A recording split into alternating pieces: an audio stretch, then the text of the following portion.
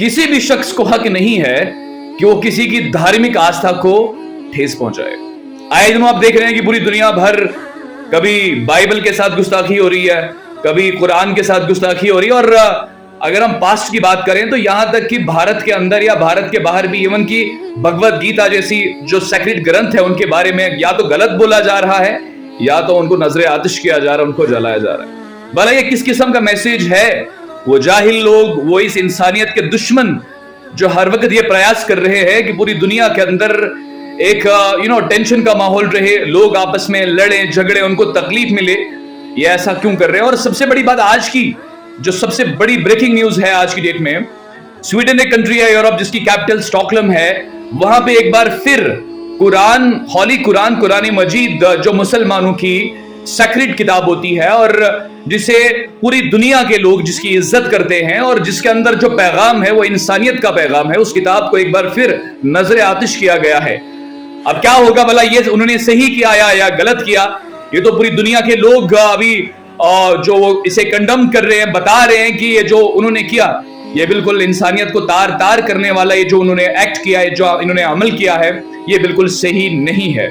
हमने देखा जब ऐसा हुआ तो इस दुनिया की एक सुपर पावर जिसका नाम रशिया है, उसके प्रेसिडेंट व्लादिमीर पुतिन ने यह बताया कि अगर आइंदा कभी हमारे देश में ऐसा कुछ होता है, किसी भी रिलीजियस स्क्रिप्चर को जलाया जाए, वहां पे कुरान की बात कर रहा था प्रेसिडेंट व्लादिमीर पुतिन, उन्होंने कहा कि अगर यहां पे ऐसा होता है तो उस शख्स को इसी कुरान के कानून के हिसाब से यानी कि शरिया के हिसाब से उसे दंड मिलेगा, उससे सख्ती से निपटा जाएगा। अब स्वीडन ने जो किया है भला क्यों किया, ये तो बात को पता चलेगा। और वैसे भी स्वीडन जो यूरोपियन कंट्रीज हैं ये कारनामे करते हैं, इन्हें तो या तो कभी हिंदुइज्म पे टॉन्ट करते हैं, कभी इस्लाम पे टॉन्ट करते हैं, कभी सिख धर्म पे, इनका काम ही यही है क्योंकि इनमें ये इंसान नहीं है, ये इंसानियत के गद्दार हैं। इस यूरोप ने खास करके ये कुछ कंट्रीज की मैं बात करूंगा, इन्होंने हमेशा से ही इस दुनिया को अपना गुलाम बनाने की कोशिश की है। और इस दुनिया में चाहे आप कॉलोनियल सेटअप की बात करें या इंपेरियलिज्म किसी और चीज की भी बात करें, तो इनका काम हमेशा यही रहा है कि ये दुनिया को अपना गुलाम बनाए और दुनिया को अपने इशारों पे नचाए। लेकिन अब ऐसा वक्त नहीं रहा। फिलहाल अगर हम बात करेंगे, OIC, organisation of Islamic cooperation ने भी एक मीटिंग करी और उन्होंने ऑल टुगेदर स्वीडन को कंडम करने का फैसला किया है। और उसके अलावा भी बाकी बहुत सारी कंट्रीज में जो भी मुस्लिम, जहां पर भी मुस्लिम लोग रहते हैं, मुस्लिम कम्युनिटी के लोग रहते हैं, उन्होंने इस एक्ट को कंडम किया है और ये कहा है कि स्वीडन के अंदर ये जो हालात बने हैं ये ऐसा क्यों हो रहा है, ये कैसा फ्रीडम ऑफ एक्सप्रेशन है कि जहां पे मॉरलिटी और एथिक्स का मर्डर हो रहा है, जहां पे इमोशंस की कोई कदर नहीं है, जहां पर किसी कम्युनिटी की जो इमोशंस उन्हें तार तार किया जा रहा है। ये एक बहुत बड़ा सवाल निशान है और बहुत सारे लोग इस चीज की उम्मीद कर रहे हैं कि एक्शन लिया जाए। और मेरा भी सवाल स्वीडन की गवर्नमेंट से है कि आपका वहां पे जो फ्रीडम ऑफ एक्सप्रेशन है ये कैसा है? ये तो डेमोक्रेटिक बिल्कुल भी नहीं है, ये तो अनडेमोक्रेटिक है, ये तो इंसानियत के बिल्कुल खिलाफ है। देखिए, अगर आपको इस्लाम से कोई शिकवा गिला है, अगर आपको लग रहा है कि आपके रिसर्च के हिसाब से, आप सवाल करिए, आपको जवाब मिलेगा।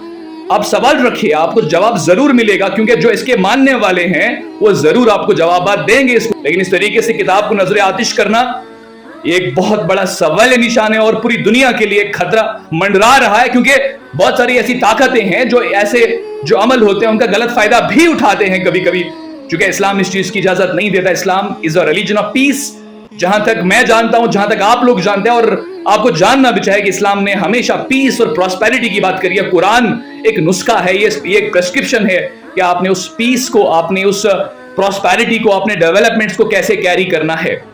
अब मैं आपको बता रहा था कि स्वीडन ऐसा क्यों कर रहा है, मे बी ये कोई पॉलिटिकल ये स्टंट हो या कोई और चीज हो। स्वीडन काफी देर से कोशिश कर रहा था कि वो उसको नेटो की मेंबरशिप मिली, लेकिन वहां पे टर्की एक बहुत बड़ी उनके लिए अड़चन बन चुकी थी और अब वो चाहते हैं कि वो कुछ ऐसी हरकत करें जो नेटो की कंट्रीज को अच्छा लगे, क्योंकि आज की डेट में मेजॉरिटी जो कंट्रीज हैं अगर देखा जाए तो वो इस्लामोफोबिया के अंदर बिलीव करते हैं और इस्लाम पे हमेशा उंगली उठाते हैं। उनको लगा कि अगर हम ऐसा करते हैं तो शायद हमारी जो ये आचिका है, जो हम बार बार नेटो में जाने की बात कर रहे हैं, हमें यहाँ पे अलाउ किया जाएगा। लेकिन अब टर्की ने बिल्कुल स्पष्ट बता दिया है कि अब ऐसा नहीं होगा, अब हम इसकी बात तक नहीं करेंगे और इसको मेंबरशिप देना तो बहुत दूर की बात है। फिलहाल पूरी दुनिया में हाहाकार है। ये पूछा जा रहा है कि स्वीडन बार बार ऐसा क्यों कर रहा है, कभी कार्टून्स बनाए जा रहे हैं प्रॉफिट मोहम्मद सल्लल्लाहु अलैहि वसल्लम के, और कभी क्या किया जा रहा है, क्यों बार बार इस्लाम को इस तरीके से टारगेट किया जा रहा है। और एक बहुत बड़ा सवाली निशान है और ये बनता रहेगा। फिर फिलहाल आज मैं यही कहना चाहूंगा कि कोई भी धर्म हो आप इज्जत करिए, चाहे हिंदुइज्म हो। हम भारत के लोग हैं, एक डाइवर्सिटी में रहते हैं, हमें इस चीज को बिल्कुल समझना चाहिए और ये लाजमी है कि कोई भी रिलीजन हो, कोई भी धर्म हो, हमें सबकी इज्जत करनी चाहिए। कोई किसको इबादत करता है, कोई किसको पूजता है, वो उनका अपना निजी जिंदगी का मसला है, वो उनका अपना मानना, फेथ है, बिलीफ है।